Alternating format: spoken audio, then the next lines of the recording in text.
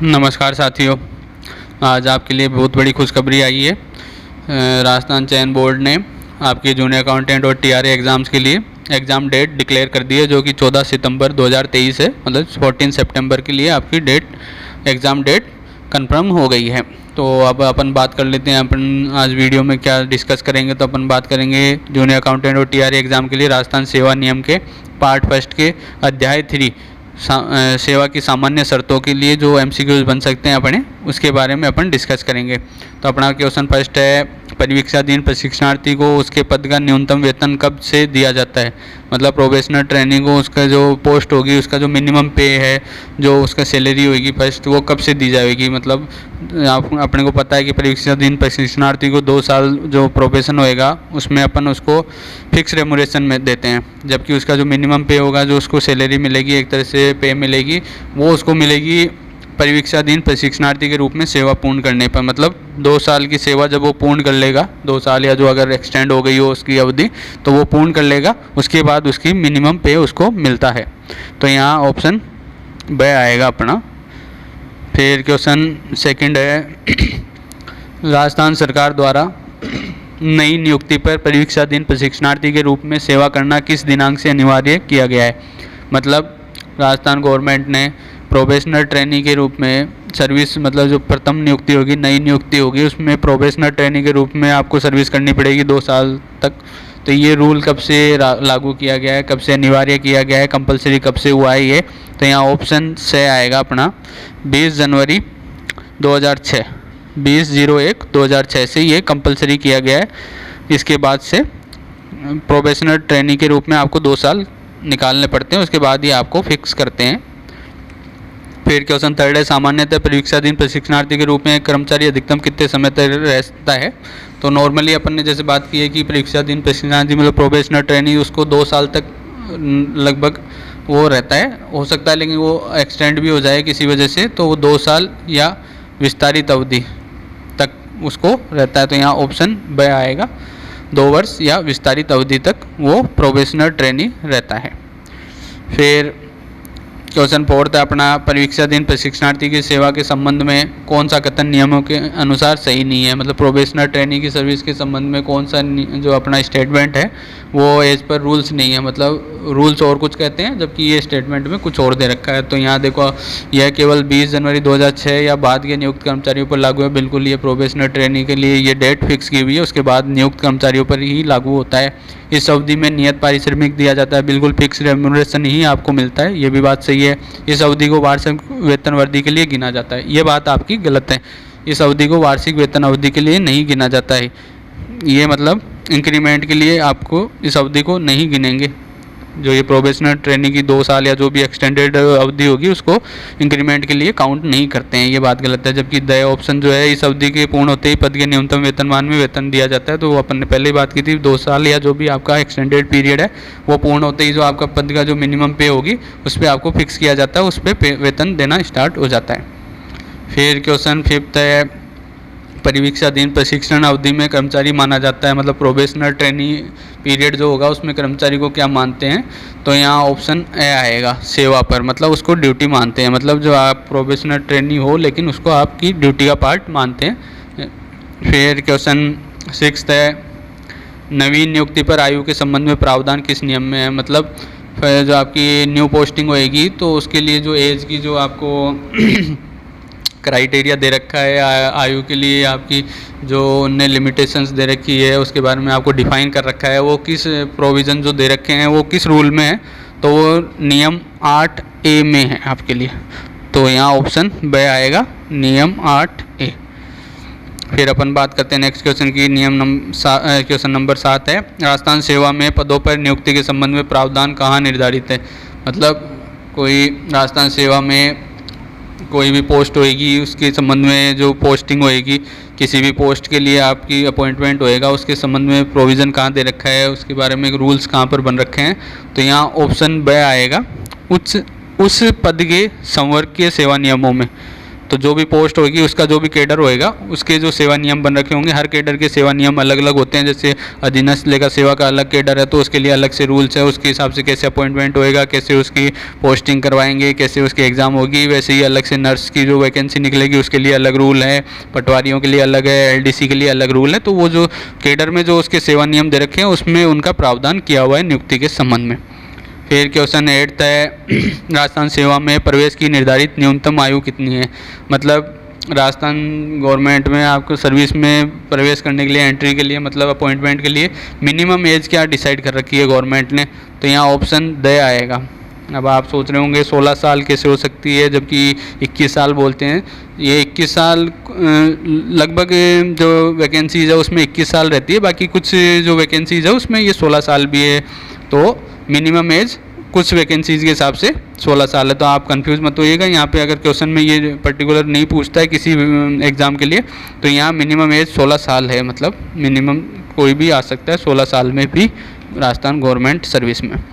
फिर सामान्य वर्ग की अभ्यर्थी की राज्य सेवा में प्रवेश की अधिकतम आयु निर्धारित है। मतलब मैक्सिमम आयु क्या निर्धारित कर रखी है। तो अपन ने जैसे आयु की जब अपन ने डेफिनेशन पढ़े थे तब मैंने उसमें आपको बताया था। तो उसमें जो नॉर्मली जो अपनी मिनिमम और मैक्सिमम जो एज दे रखी है वो 16 वर्ष और 40 वर्ष है, जब तक कि उनको कोई एग्जाम्पशन नहीं मिली हो, जैसे महिला अभ्यर्थियों को या पुरुष अभ्यर्थी हो। तो अपन को जो बात करनी है सिर्फ अपने को बात करनी है 40 वर्ष की। मतलब ब ऑप्शन आएगा यहाँ पे जो नॉर्मल, अगर कोई और पर्टिकुलर वो नहीं पूछता है एससी कैंडिडेट के लिए या फीमेल ईडब्ल्यूएस कैंडिडेट के लिए, तो आपको सिर्फ 40 वर्ष की बात करनी है। तो अब नेक्स्ट क्वेश्चन पे बात करते हैं अपन। ईडब्ल्यूएस वर्ग की महिला अभ्यर्थी की राज्य सेवा में प्रवेश की अधिकतम आयु निर्धारित है।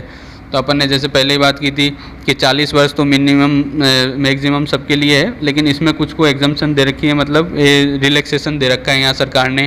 तो ईडब्ल्यूएस वर्ग की महिला अभ्यर्थियों को अपन ने जैसे बात की थी 10 साल की यहाँ छूट दे रखी है महिला अभ्यर्थियों को, अपन ने बात की थी। जनरल वर्ग की महिला अभ्यर्थियों की 5 वर्ष की छूट है, और ईडब्ल्यूएस वर्ग की महिला अभ्यर्थियों को और एससी एसटी वाली जो भी या ओबीसी की जो वर्ग की महिलाएं अभ्यर्थी होंगी उनको 10 साल की छूट है। तो 40 + 10, 40 तो नॉर्मल है ही मैक्सिमम, उसमें 10 साल की और छूट है। तो इस हिसाब से ऑप्शन द आएगा 50 वर्ष। तो 50 वर्ष तक वो सरकारी सेवा में आ सकती है। फिर क्वेश्चन 11 है एससी एसटी के पुरुष अभ्यर्थियों को आयु सीमा में कितनी छूट दी गई है। तो ये भी अपन ने बात किया था आयु की, जब अपन परिभाषा पढ़ रहे थे आयु के बारे में अपन देख रहे थे कि भाई क्या आयु रहनी चाहिए अपॉइंटमेंट के लिए, क्या आयु होनी चाहिए। तो यहाँ ऑप्शन ए आएगा, 5 साल की छूट दी हुई है। तो एससी एसटी ओबीसी और ईडब्ल्यूएस के जो पुरुष अभ्यर्थी हैं मेल कैंडिडेट हैं उनको 5 साल की छूट दी हुई है मैक्सिमम में। तो 40 + 5 मतलब 45 साल तक वो सर्विस में आ सकते हैं। फिर क्वेश्चन 12 है राज्य सेवा के पद पर 18 वर्ष से कम आयु के व्यक्ति को नियुक्ति दिए जाने पर क्या ध्यान रखना चाहिए। मतलब 18 साल से किसी कम आयु के व्यक्ति को, कम एज का है कोई 18 साल से कम, मतलब 16 से लेके 18 साल का कोई व्यक्ति है तो उसको अपन अपॉइंटमेंट देते हैं, उसको नियुक्त करते हैं, तो उसको क्या ध्यान रखा जाना चाहिए अपन को। तो इसमें जो ऑप्शन ब है वो आएगा यहाँ पर आंसर। मतलब ऐसे पद पर नहीं लगाया जाए जिस पर प्रतिभूति लेना आवश्यक हो। मतलब ऐसे किसी भी पोस्ट पर नहीं लगाएंगे उसको जिस पे सिक्योरिटी लेनी आवश्यक हो, मतलब उस पे से उसको प्रतिभूति लेना आवश्यक हो, ऐसे वाले किसी भी पोस्ट पर नहीं लगाए जाएंगे। बाकी कठिन प्रकृति के कार्य पर नहीं लगाया जाए ये ज़रूरी नहीं है, उसको कठिन प्रकृति के कार्य पर भी लगा सकते हैं। सामान्य कार्य कराए जाने चाहिए वो भी करवा सकते हैं, और केवल कार्य सिखाया जावे और जिम्मेदारी नहीं दी जावे तो ये भी गलत है। सिर्फ कार्य नहीं सिखाया जाएगा, उसको जिम्मेदारी भी दी जाएगी। तो यहाँ जो सही है ध्यान रखने बात है वो है कि ऐसे पद पर नहीं लगाएंगे जिस पर प्रतिभूति लेना आवश्यक हो, सिक्योरिटी कोई लेना आवश्यक हो। फिर क्वेश्चन 13 है सेवा में प्रथम नियुक्ति के समय आयु की जांच के लिए नियम 8A के अनुसार प्रमाण पत्र मान्य है। मतलब सेवा में आने जब आप आते हो, प्रथम नियुक्ति जब आपकी होती है तो आपकी जो एज जो डिसाइड है उसकी जांच के लिए, मतलब आप वाकई में एलिजिबल हो कि नहीं, उस जो एज क्राइटेरिया उसमें आ रहे हो कि नहीं हो, तो उसके लिए नियम 8 में प्रमाण पत्र दिए हुए हैं। मतलब एज के लिए कि वो वेरीफाई करते हैं उसको ऑथेंटिसिटी उसका पता करने के लिए। तो वो क्या माना जाएगा यहाँ जो ऑप्शन दिए हुए हैं। तो यहाँ ऑप्शन द आएगा, मैट्रिक या समकक्ष प्रमाण पत्र। मतलब 10th या उसके आसपास का कोई भी सर्टिफिकेट होगा जिसमें आपकी जन्म तिथि दी हुई हो, तो उसके हिसाब से आयु की गणना करके उसको मान्यता दी जाती है। बाकी आधार कार्ड, ड्राइविंग लाइसेंस और पासपोर्ट को मान्यता प्राप्त नहीं है राज्य सेवा के लिए। फिर मैट्रिक परीक्षा से कम शैक्षणिक योग्यता वाले किसी पद पर नियुक्ति दिए जाने पर जन्म दिनांक की जांच के लिए वैध दस्तावेज नियम 8A के अनुसार है। मतलब नियम 8A के अनुसार किसी एग्ज़ाम में जो उसकी क्राइटेरिया है, जो उसकी एलिजिबिलिटी है, एकेडमिक जो एलिजिबिलिटी है वो मैट्रिक से कम है, मतलब कि वो 10वीं पास से भी कम उसमें शैक्षणिक योग्यता मांगी है, तो उसमें जन्म दिनांक की जांच के लिए कौन सा दस्तावेज माना जाएगा। क्योंकि अभी अपन ने मैट्रिक या उसके समकक्ष प्रमाण पत्र माना था, लेकिन अब यहाँ मैट्रिक की तो है ही नहीं, उससे कम के भी अभ्यर्थी उसमें आ सकते हैं, तो उनके लिए अपन कैसे पता करेंगे। तो यहाँ जो है ऑप्शन द आएगा अपने यहाँ पे, उपरोक्त सभी। मतलब नगर पालिका से जारी जन्म प्रमाण पत्र, पंचायत से जारी जन्म प्रमाण पत्र, विद्यालय से जारी जन्म प्रमाण पत्र, मतलब इनके द्वारा किसी के भी द्वारा कोई जन्म प्रमाण पत्र जारी किया गया हो तो उसको मान्यता दे देंगे, और उसमें जो उसकी जन्म दी हुई है उसके हिसाब से उसकी जन्म दिनांक की गणना करके उसको आयु को अपन वेरीफाई कर सकते हैं। फिर उसके बाद क्वेश्चन 15 है, यदि किसी सरकारी कर्मचारी के पास जन्म दिनांक का कोई वैध दस्तावेज नहीं है और वह मात्र अपने जन्म का वर्ष बताए तो की जन्म दिनांक होगी। मतलब किसी भी कर्मचारी जो अपॉइंट होता है, प्रथम नियुक्ति होती है, उसके पास कोई दस्तावेज नहीं है, जब वो ज्वाइनिंग करने आता है कि वो बोलता है मेरे पास कोई भी डॉक्यूमेंट नहीं है जिससे मैं ये बता पाऊँ कि मेरी डेट ऑफ बर्थ क्या है, तो उसका जन्म, और वो सिर्फ जन्म का वर्ष बता पाए कि हाँ मेरे को इतना तो ध्यान है मैं इस साल में जन्मा था, लेकिन मेरे को पूरे डेट याद नहीं है, तो उसकी जन्म दिनांक क्या होगी। तो ये अपन ने पहले ही बात की थी, सिर्फ वो वर्ष बताता है तो उस वर्ष की 1 जुलाई को उसकी जन्म दिनांक मानी जाएगी। तो यहाँ ऑप्शन ब आएगा, उस वर्ष की 1 जुलाई। तो 1 जुलाई जो भी कंसर्न साल होगा जो उसको याद है वो उसकी डेट ऑफ बर्थ मानी जाएगी। फिर क्वेश्चन 16 है, यदि किसी सरकारी कर्मचारी के पास जन्म दिनांक का कोई वैध दस्तावेज नहीं है वह मात्र अपने जन्म का वर्ष और माह ही बताए तो उसकी जन्म दिनांक होगी। ये भी अपन ने डिस्कस किया था कि सिर्फ उसको जन्म का वर्ष और माह ही पता हो और कोई वैध दस्तावेज उसके पास नहीं हो तो उसकी जन्म दिनांक की कैसे गणना होगी। तो अपन ने बात की थी उस माह की 16 तारीख, तो यहाँ ऑप्शन ए आएगा, उस माह की 16 तारीख, जो भी कंसर्न माह और वर्ष बताएगा वो उसकी 16 तारीख के हिसाब से उसकी जन्म दिनांक अपन कैलकुलेट कर लेंगे। जैसे वो 1970 बताता है कि जुलाई 1970 में मेरे को ध्यान है कि मैं जन्मा हूँ, लेकिन मेरे को डेट एग्जैक्टली याद नहीं है, तो 16 जुलाई 1970 उसकी जन्म दिनांक मानी जाएगी। फिर बात करते हैं अपन क्वेश्चन 17 की, यदि किसी सरकारी कर्मचारी के पास जन्म दिनांक का कोई वैध दस्तावेज नहीं है एवं उसको मात्र अनुमानित आयु ही पता हो तो उसकी जन्म दिनांक होगी। मतलब किसी के पास उसके वैध दस्तावेज नहीं है और उसको कुछ भी नहीं पता, मतलब न तो उसको ईयर पता न उसको माह पता, बस उसको ये पता है कि मेरी अनुमानित आयु इतनी है। मतलब ज्वाइनिंग के टाइम वो बोले मैं 25 साल का हूँ या 30 साल का हूँ, जो भी वो बताए, तो अपन जन्म दिनांक की गणना कैसे करेंगे। तो यहाँ ऑप्शन जो आएगा वो आएगा ब, अनुमानित आयु नियुक्ति दिनांक में से घटाकर आने वाली दिनांक। मतलब जो अनुमानित आयु बता रहा है वो उसको नियुक्ति दिनांक में से घटा देंगे उसकी आयु को, तो उसके मतलब उल्टा चलेंगे एक्चुअली अपन। जैसे वो बताएगा कि आज मेरी 25 साल है, आज की डेट के हिसाब से वो अपन ये कैलकुलेट करेंगे कि 25 साल पहले अपन चलेंगे, तो 25 साल उस दिन जो आएगा वो उसकी जन्म दिनांक मानी जाएगी। फिर अपन बात करते हैं क्वेश्चन 18, सरकारी कर्मचारी नियुक्ति के पश्चात यदि अपना नाम परिवर्तन कराना चाहे तो निम्न में से कौन सी प्रक्रिया महत्वपूर्ण है। मतलब कोई भी कर्मचारी नियुक्ति ले लेता है, उसके बाद उसको लगता है नहीं मेरे नाम में मुझे कोई करेक्शन करवाना है, तो उसके लिए क्या प्रोसेस है, कौन सी प्रक्रिया उसके लिए इम्पोर्टेंट है, कौन सा उसको प्रोसेस करनी पड़ेगी। तो यहाँ ऑप्शन द आएगा, उपरोक्त सभी। मतलब उसको क्या क्या करना पड़ेगा, उसको बंद पत्र भरना पड़ेगा, मतलब बॉन्ड भरना देना पड़ेगा, गवाहों के हस्ताक्षर होंगे, मतलब गवाह भी उसको सबमिट करने पड़ेंगे, और समाचार पत्र में स्वयं के खर्चे पर प्रकाशन, मतलब न्यूज़पेपर में उसको पब्लिश करवाना पड़ेगा खुद के खर्चे पर। तो ये सारे काम उसको करवाने पड़ेंगे अपने नाम में चेंजेस करवाने के लिए। फिर क्वेश्चन 19 है, नवीन नियुक्ति पर स्वास्थ्य प्रमाण पत्र प्रस्तुत करने के संबंध में नियम किस नियम में प्रावधान है। मतलब नवीन नियुक्ति पर जो हेल्थ सर्टिफिकेट या मेडिकल सर्टिफिकेट अपन बोलते हैं, फिटनेस सर्टिफिकेट जो बोलते हैं, वो कौन से नियम में उसको बारे में दे रखा है। तो यहाँ नियम 9 में दे रखा है, तो यहाँ आंसर जो आएगा वो ब आएगा, नियम 9। फिर क्वेश्चन 20 है, नवीन नियुक्ति पर स्वास्थ्य प्रमाण पत्र देना अनिवार्य होगा। मतलब किस किस को ये जब उसकी न्यू पोस्टिंग होएगी तो फिटनेस सर्टिफिकेट देना उसके लिए कंपलसरी होगा। तो यहाँ किस किस को देना आवश्यक होगा, तो यहाँ ऑप्शन द आएगा, उपरोक्त सभी। कौन कौन? स्थायी पद पर नियुक्त व्यक्ति को, अंशकालीन पद पर नियुक्त व्यक्ति को और अस्थायी पद पर नियुक्त व्यक्ति को, मतलब तीनों को ही देना जरूरी है, चाहे वो अस्थायी पद पर हो, स्थायी पद पर हो, चाहे प्रोविजनल पोस्ट पे हो या टेम्परेरी पोस्ट पे हो, परमानेंट पोस्ट पे हो, किसी पे भी हो, उनकी अगर नियुक्ति हुई है इनमें से किसी पे भी तो उसको देना आवश्यक है। फिर क्वेश्चन 21 कि नवीन नियुक्ति के पश्चात प्रथम वेतन बिल के साथ कौन सा दस्तावेज आवश्यक रूप से संलग्न करना होगा जिससे कोषाधिकारी उसकी जांच कर सके। फर्स्ट पोस्टिंग हो जाएगी, फिर आपके लिए जो फर्स्ट वेतन बिल उठेगा, जो सैलरी बिल उठेगा फर्स्ट, उसके साथ कौन सा डॉक्यूमेंट लगाना ज़रूरी होगा जिससे कोषाधिकारी उसकी जांच कर सके, मतलब ये पता कर सके कि हाँ वाकई में ये जो डॉक्यूमेंट लगा है वो सही है कि नहीं, और वो कुछ जांच करना चाहे तो वो पता कर सकता है। तो यहाँ ऑप्शन ए आएगा, जन्म दिनांक का दस्तावेज, मतलब डेट ऑफ बर्थ का जो डॉक्यूमेंट है वो उसको सबमिट करना पड़ेगा उसके साथ में, जिससे वो उसकी आयु का पता कर सके और वो एक बार वेरीफाई कर सके इस चीज़ को। फिर नियम 22 है, नवीन नियुक्ति पर चिकित्सा प्रमाण पत्र का प्रारूप किस नियम में दिया गया है।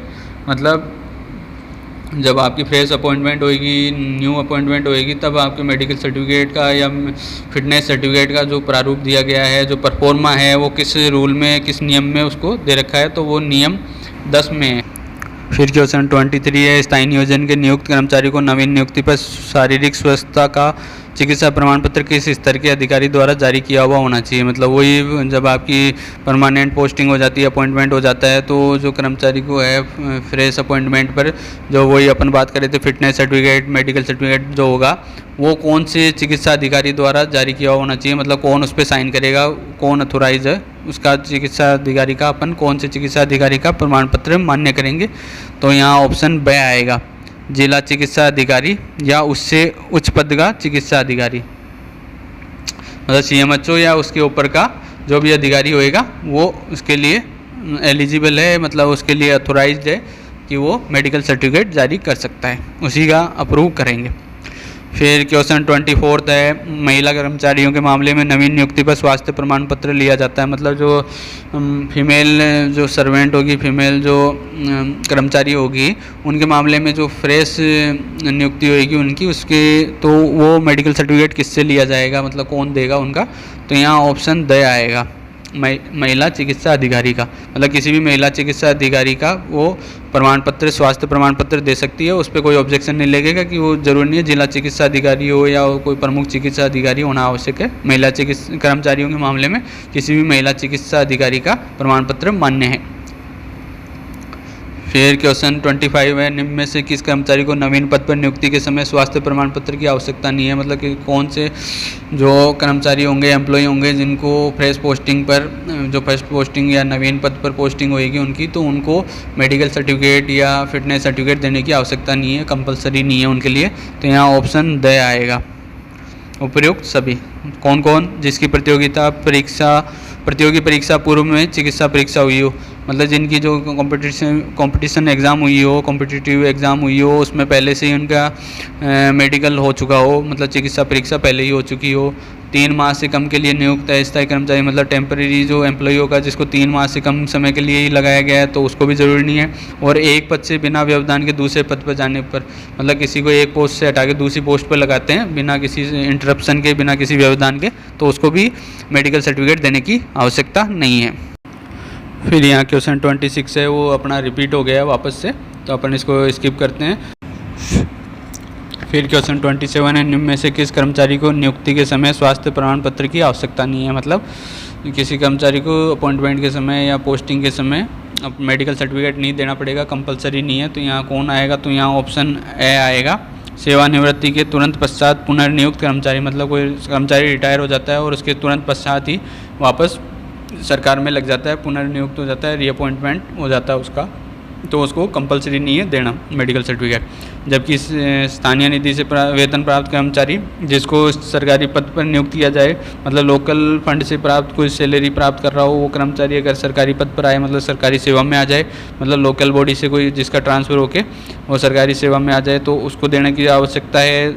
त्यागपत्र देने के तुरंत पश्चात नियुक्त कर्मचारी, मतलब किसी ने रेजिग्नेशन दे दिया, वो वापस से अपॉइंट होता है सरकारी सेवा में, तो उसको भी देने की आवश्यकता है। 6 माह से अधिक समय के लिए नियुक्त अस्थायी चतुर्थ श्रेणी कर्मचारी, मतलब वो टेम्पररी 4th क्लास एम्प्लॉय को भी लगाते हैं 6 माह के लिए से अधिक के लिए, तो उसको भी मेडिकल सर्टिफिकेट देने की आवश्यकता है। तो किसको देने की आवश्यकता नहीं है, तो यहाँ ऑप्शन ए रहेगा, सेवानिवृत्ति के तुरंत पश्चात पुनर्नियुक्त कर्मचारी को इसको देने की आवश्यकता नहीं है। फिर क्वेश्चन 28 है, राज्य सेवा की मूलभूत शर्त से किस नियम में दी गई है, मतलब बेसिक जो कंडीशंस है राज्य सेवा की जो वो कहाँ दी हुई है, कौन से रूल में दी हुई है, तो यहाँ नियम 13 में दी हुई है, तो ऑप्शन से आएगा आपका नियम 13। फिर क्वेश्चन 29 है, राज्य सेवा की मूलभूत शर्त के अनुसार राज्यकर्मी को नियोजित कर सकती है सरकार, मतलब कि किसी भी कर्मचारी को कहाँ अपॉइंट कर सकती है, कहाँ लगा सकती है, जो राज्य सेवा की मूलभूत शर्त है, मतलब बेसिक जो कंडीशन है उसके हिसाब से कहाँ लगा सकती है, तो यहाँ ऑप्शन ब आएगा, संचित निधि के पद पर या वैदेशिक सेवा के पद पर, मतलब कंसोलिडेटेड फंड से जो कंसर्न पोस्ट है उनसे जो रिलेटेड पोस्ट है उस पर भी लगा सकती है, चाहे तो वो फॉरेन सर्विस में भी भेज सकती है, मतलब विदेशिक सेवा में भी वो आपको भेज सकती है, तो ये सरकार पर है वो कहाँ लगाना चाहती है। फिर क्वेश्चन 30 है, पदाधिकार के कितने मौलिक सिद्धांत दिए गए हैं तथा किस नियम में, तो जो बेसिक जो प्रिंसिपल हैं, मतलब मेन जो प्रिंसिपल हैं इसके पदाधिकार के लियन के, वो कहाँ दिए गए हैं, किस नियम में दिए गए हैं और कितने हैं, तो ये अपन ने पहले ही बात की थी, ये नियम 14 में दिए गए हैं और ये 3 मौलिक सिद्धांत है इसके, जैसे अपन ने बात की थी कि भाई किसी एक पदाधिकार पर मतलब किसी एक पोस्ट पर किसी 2 जनों को पदाधिकार नहीं मिलेगा, एक पोस्ट पर किसी का पहले से पदाधिकार है तो किसी और को पदाधिकार नहीं मिलेगा, एक व्यक्ति को किसी 2 पदों पर पदाधिकार नहीं मिलेगा, ऐसे करके ये 3 पदाधिकार जैसे अपन ने पहले बात की थी, ये मौलिक 3 सिद्धांत हैं इसके।